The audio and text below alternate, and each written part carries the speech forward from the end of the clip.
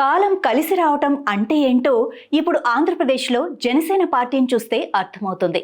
ఎన్నికల్లో అద్భుత విజయాన్ని అందుకొని దేశ రాజకీయాల్లో ప్రత్యేక గుర్తింపు తెచ్చుకున్న ఆ పార్టీ రాష్ట్ర ప్రభుత్వంలో తన బలాన్ని పెంచుకుంటూ వస్తోంది.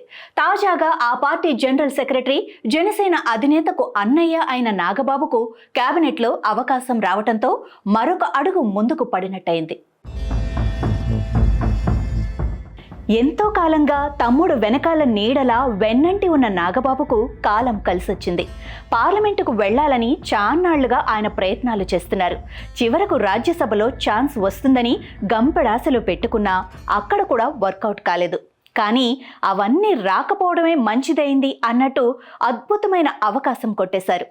ఏకంగా చంద్రబాబు నాయుడు కేబినెట్లో ఆయన మంత్రిగా బాధ్యతలు చేపట్టనున్నారు. ఈ విషయాన్ని నేరుగా ముఖ్యమంత్రి చంద్రబాబే కన్ఫర్మ్ చేయటం విశేషం.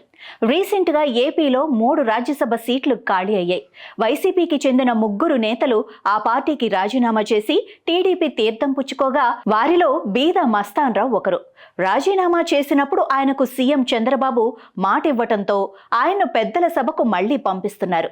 మరొకటి కాకినాడకు చెందిన సానా సతీష్కు ఇవ్వాలని టీడీపీ నిర్ణయించగా ఆర్ కృష్ణయ్యకు బీజేపీ సీటు కేటాయించింది.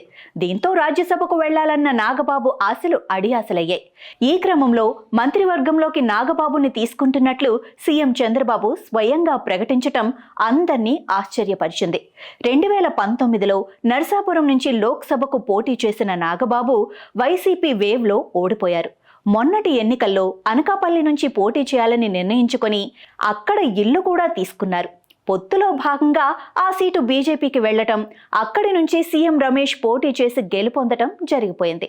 కూటమి ప్రభుత్వం ఏర్పడగానే నాగబాబుకి టీడీపీ చైర్మన్ పదవి వస్తుందంటూ జోరుగా ప్రచారం సాగినా అది బీఆర్ నాయుడు చేతికి వెళ్లిపోయింది.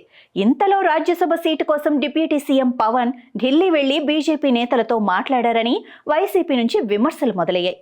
దీనిపై నాగబాబు స్వయంగా కౌంటర్ ఇచ్చారు. అయితే ప్రస్తుతం చంద్రబాబు మంత్రివర్గంలో కేవలం ఒకే మంత్రి పదవి ఖాళీగా ఉండగా దాన్ని నాగబాబుకు కేటాయించనున్నారు. ఆంధ్రప్రదేశ్ అసెంబ్లీ సీట్ల ప్రకారం 25 మందిని మంత్రివర్గంలోకి తీసుకునే వీలుంది. ప్రస్తుతం ఏపీ కేబినెట్లో 24 మంది మంత్రులున్నారు.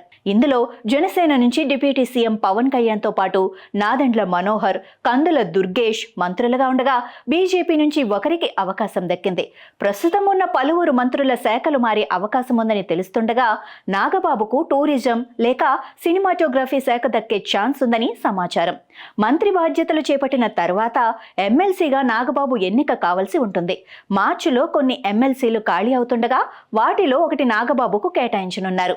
అయితే అంతకు ముందుగానే మంత్రిగా ఆయన బాధ్యతలు చేపడతారా, ఎమ్మెల్సీ అయిన తర్వాత తీసుకుంటారా అనేది తెలియాల్సి ఉంది. దీనిపై CM Chandrababu, deputy CM Pawan మధ్య ఇప్పటికీ చర్చ జరిగిందని ఆ పార్టీ వర్గాలు చెబుతున్నాయి.